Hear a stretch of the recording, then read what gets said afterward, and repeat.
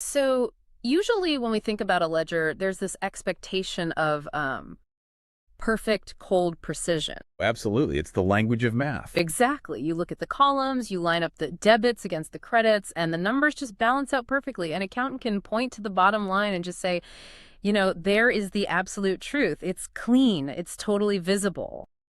But when you step into the world of Amanda Park's gritty thriller, The Ledger of Sled and Redemption, that perfectly balanced spreadsheet is, well, it's dragged completely through the mud. Yeah, we're looking at a ledger where the ink is literal blood, and the bottom line is measured entirely in human life. It is the absolute definition of a zero-sum game, and it plays out with these devastating real-world consequences. Which is exactly why we're so excited to jump into this today. Welcome to today's deep dive. We are thrilled to have you with us. Today, our mission is to take you straight into the source material of Park's novel to explore a really high-stakes intersection.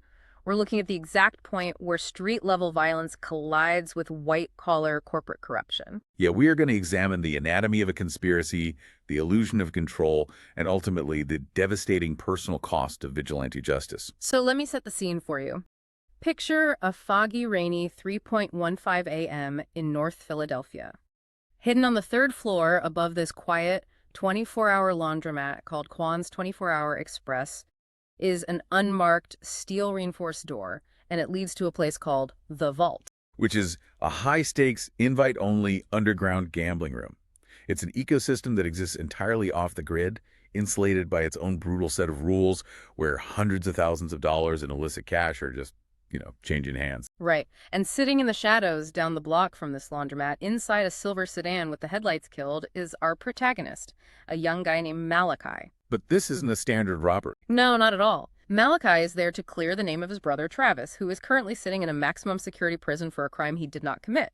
Malachi knows that the man running the gambling cage tonight, a guy named Raymond Cruz, is the one who actually framed his brother. Yeah, and more importantly, Raymond is holding the master ledger, which is the physical proof of who actually moved the illegal weight that Travis took the fall for. Exactly. So the stakes for Malachi literally couldn't be higher. He desperately needs the cash in that vault just to survive, but he needs that ledger to save his family. Which leads us to the first major theme of this story, right? The illusion of the perfect system and how human error just completely dismantles it. Okay, let's unpack this because I found the mechanics of the heist preparation really interesting, but also honestly a bit confusing at first glance. Oh, how? Well, you have a crew of three. Malachi is the strategist. You have Jin, the tech guy, who physically taps into the local junction box outside to put the gambling room's security camera feed on a 15-minute delayed loop. Right, highly technical. Yeah.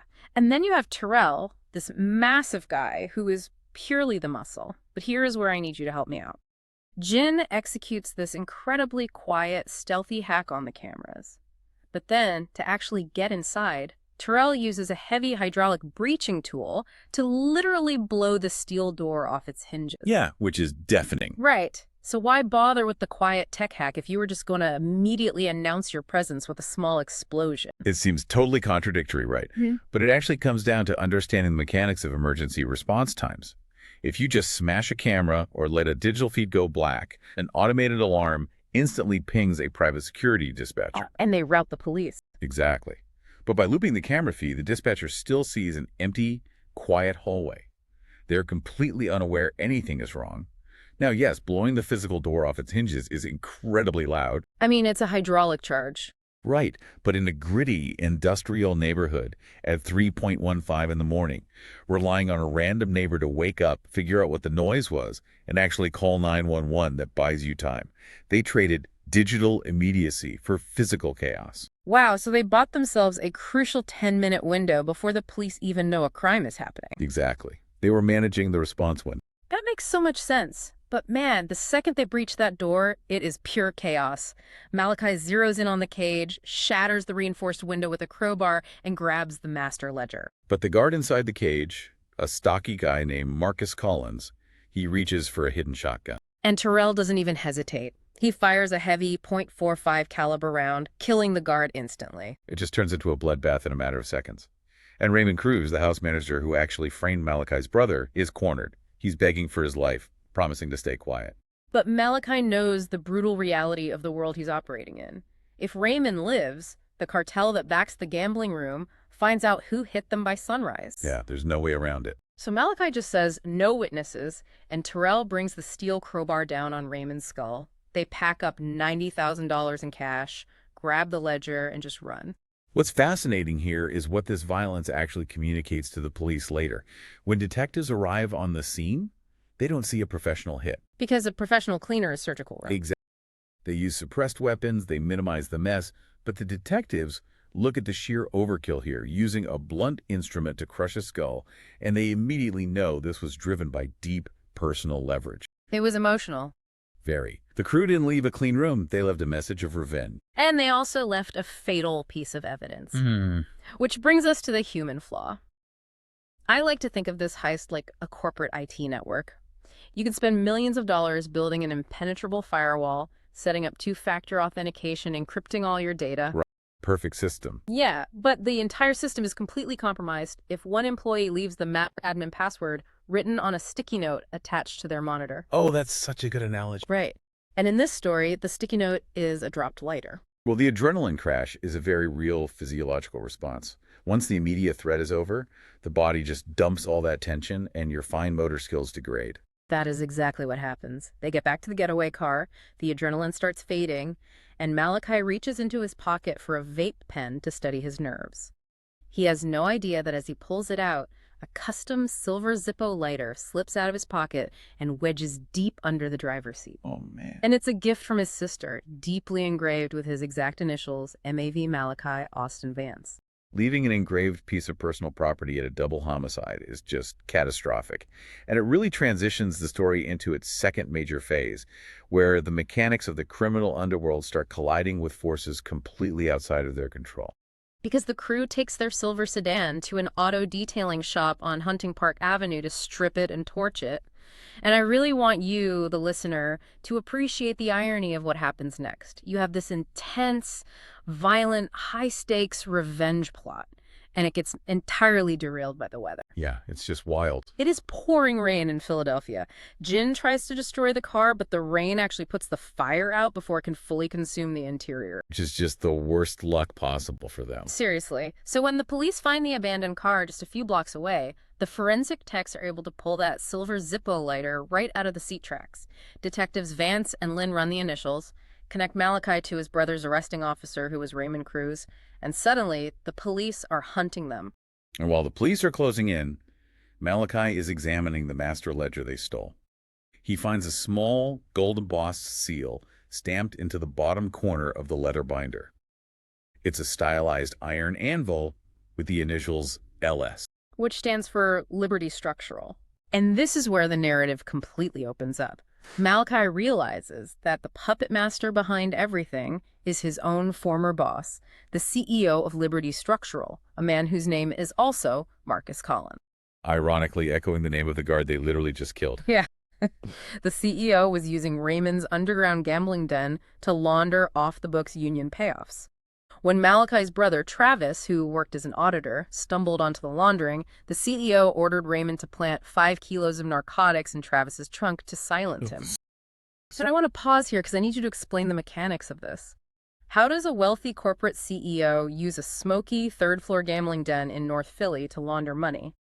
What is the actual mechanism connecting the boardroom to the streets? Yeah, it is a brilliant, albeit highly illegal buffer system. In major commercial construction, like what Liberty Structural does, a corrupt CEO sometimes needs to bribe local union bosses to ensure there are no labor strikes or, to get inspectors to look the other way on cheap materials. Okay, sure. But a CEO cannot write a corporate check with bribe in the memo line. The money has to be untraceable cash. So the CEO hires phantom contractors, fake LLCs, and pays them for consulting work. Oh. Those fake companies cash the checks and bring the dirty cash to the vault. The CEO's proxies gamble the money, intentionally losing large sums to the house. The house, run by Raymond, takes a cut and then pays the rest out to the union bosses as casino winnings. Wow. So the money goes in dirty and comes out with a perfectly clean alibi? Exactly. So the gambling den is essentially an unregulated bank for corporate crime, and Travis, the auditor, noticed the money going to the phantom contractors, so the CEO destroyed his life to protect the machine. He built a system where he reaped all the financial rewards of the corruption, but offloaded all the physical and legal risk onto disposable blue-collar workers. It's the ultimate insulation. But that insulation is about to burn down. Because before Malachi can fully process this massive conspiracy, the police arrive at the auto shop. It is a deafening raid. Yeah, things escalate so fast here. A hydraulic ram smashes through the garage door. Terrell refuses to surrender. He pulls his weapon and starts firing directly into the ballistic shields of the SWAT team. Which is an act of pure desperation. Completely. Jin jumps into a rusted Chevy Blazer sitting on a hydraulic lift. Terrell lays down suppressive fire, jumps into the passenger seat, and Jin slams the truck in reverse, driving it backward entirely through a patched cinder block wall to escape into an alley. Just insane. And in the aftermath of that chaos, Detective Vance finds a torn, burnt corner of a ledger page left behind in the shop. It links Raymond to a $25,000 payoff. Now, the police know about the ledger, too. The cartel wants their book back, the police want the murderers, and Malachi wants the CEO. Power dynamics completely invert here. This is no longer just a street-level dispute over stolen cash. This is a targeted strike on the corporate hierarchy. The streets are coming for the boardroom. They steal a heavy diesel truck and head straight for the pristine suburbs of Chestnut Hill. Here's where it gets really interesting, because we are watching the target shift from an underground bunker to a literal fortress. This raises an important question about the nature of violence. Marcus Collins, the CEO, believes his zip code, his private security gates, and his wealth make him untouchable. Right. He is perfectly comfortable ordering the destruction of an innocent man's life via paperwork. He commits violence with a pen from the comfort of a walnut-paneled study, but he believes physical violence is something that only happens to other people in other neighborhoods. Well, Malachi calls him on an encrypted line and demands $300,000 in unmarked cash, plus a notarized confession from the CEO clearing his brother's name. The CEO panics and asks for a week. Malachi gives him until midnight. Yeah, and when the crew arrives at the multi-million-dollar estate in the freezing mist, the infiltration is ruthless. Terrell reaches through the iron bars of the front gate and shatters a security guard named Brandon's nose. Then, Malachi swings his steel crowbar and completely shatters the guard's kneecap just to get the gate open. They are forcibly dragging the brutal, unforgiving rules of the vault onto the manicured lawns of the suburbs. The CEO's illusion of safety evaporates the moment that gate opens. They breach the house, shattering the glass French doors, and they corner the CEO in his grand foyer. Collins actually has the money in a duffel bag, but he stalled on the confession. So, the crew zip-ties the CEO, his wife Elena, and their 10-year-old son Elijah to heavy dining chairs in the middle of the room. So tense. It is, and I really have to push back on our protagonist here, because this is where the morality of the story completely fractured for me. Up until now, we have been rooting for Malachi. His core motivation, saving his innocent brother from a corrupt system, is noble. Right, you sympathize with him. But in this scene, he is actively terrorizing a 10-year-old boy. Terrell is sadistically taunting the child with a knife, while Malachi forces the bleeding, terrified CEO to sign a confession with a black pen. You have to ask at this point, hasn't Malachi just become the exact same kind of monster he's trying to destroy? It is the central tragic paradox of vigilante justice. Malachi is using the exact same tools of fear, leverage, and coercion that the corrupt corporate system used against his family. He has convinced himself that the ends justify the means. Yeah. But the psychological trauma he's inflicting on that innocent child in the chair is real, and it is permanent. Malachi is rewriting the ledger to save his brother, but he is paying the balance with his own humanity. And the ink doesn't even have time to dry.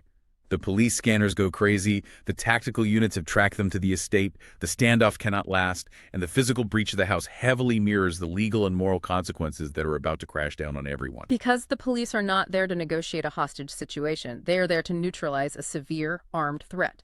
A hydraulic charge blows the massive front doors off their hinges, triggering a blinding firefight in the foyer. Flashbangs go off. Terrell fires blindly into the smoke but takes a SWAT volley to the shoulder. Jin is wounded by flying shrapnel. It all just falls apart. And in that chaotic, deafening moment, Malachi looks at the 10-year-old boy who is convulsing with silent tears in the crossfire. Malachi realizes the absolute reality of the violence he has brought into this home. He dives over the desk, shields the ledger with his body, and surrenders to prevent the child from being caught in the crossfire. Which brings us to the cold reality of the legal system. We find Malachi in a cinder block interrogation room with Detective Vance. So what does this all mean? How does the justice system actually process this explosion of vigilante violence? Well, if we connect this to the bigger picture, the resolution revolves entirely around a legal concept called the felony murder rule. Detective Vance actually explains this to Malachi. Under Pennsylvania law, because Malachi actively participated in an armed robbery where lives were lost, specifically Raymond Cruz and the cage guard, he is deemed equally responsible for those murders. Trigger. Exactly. It absolutely does not matter that Terrell was the one who actually fired the gun and swung the crowbar. I always found that rule fascinating. Can you explain the actual legal philosophy behind that? Why charge someone with murder if they didn't commit the act of killing? The underlying philosophy is strict liability and deterrence. The law dictates that if you choose to participate in an inherently dangerous felony, like an armed robbery or a kidnapping, you assume the risk for anything that happens as a result of that crime. So you own all the consequences. Right. The justice system is essentially saying that the deaths are a foreseeable consequence of the dangerous environment you helped create.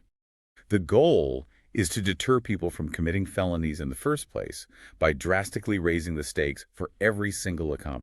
And the law does not care about Malachi's noble motivations. It does not allow you to trade 2 dead bodies for a corporate financial ledger. And under the weight of this reality, the crew fractures. Yeah, self-preservation kicks in. Jin is terrified and takes a 10 to 20-year plea deal. Terrell, facing the death penalty, completely betrays Malachi, snitching to the district attorney to save himself. Malachi is left holding the entire weight of the consequences. He goes to court, and he pleads guilty to avoid the death penalty, accepting 2 consecutive life sentences without the possibility of parole. It is the ultimate brutal accounting transaction. Malachi literally traded the rest of his own natural life to buy back his brother's freedom. A life for a life. The ledger is perfectly balanced. But look at the profound systemic irony of the outcome. The federal government takes that black leather ledger, and they use it to dismantle Liberty Structural. Right. The corrupt CEO, Marcus Collins, goes to federal prison. The Conviction Integrity Unit reviews the evidence, vacates the charges against Travis Vance, and he is fully exonerated and released. Yeah. The legal system technically worked. Right, but only because a massive, violent, illegal crime was committed to forcibly extract the evidence. If Malachi had followed the rules and waited on a broken appeals process, his innocent brother would have died in a cage while the CEO continued to build an empire. Exactly. The system required someone to break it in order to function properly. Which perfectly sets up the bittersweet epilogue of the book. 6 months later, at State Correctional Institution, Phoenix, this massive concrete fortress, we are in a sterile visitation booth split by bulletproof plexiglass. Malachi is in his blue inmate uniform. But sitting on the other side of the glass is his brother, Travis. Travis is clean, wearing a suit. He tells Malachi he's heading to Atlanta for a legitimate accounting job. Travis asks him why he didn't just wait for the appeal. Malachi tells him the brutal truth: the system was bought and paid for. The streets didn't give them a choice. Exactly. And as Malachi walks back to his cell and hears the heavy steel doors lock behind him, he feels peace. He notes that the ledger is closed. It really highlights how the men in the boardrooms sign the papers. But it is the people on the street level who bleed for it and who ultimately have to sacrifice everything to balance the scales. It really does. And as we wrap up this deep dive, I want to leave you, the listener, with a final thought to mull over. We spent all this time talking about a physical, leather-bound black book that Malachi was able to steal to prove the corruption. But think about how this translates to our modern reality. We are rapidly moving toward a world of entirely digital finance, offshore shell companies, and encrypted blockchain ledgers. If this story happened today and that ledger was just a string of code on a decentralized server in another country, physical force wouldn't have helped Malachi at all. Wow. Yeah, you can't crowbar a crypto wallet. Exactly. So you have to wonder, is the evolution of digital finance making it impossible for everyday people to ever expose the truth, effectively making blue-collar fall guys permanently disposable in the modern era? It's definitely something to think about. Thanks so much for joining us.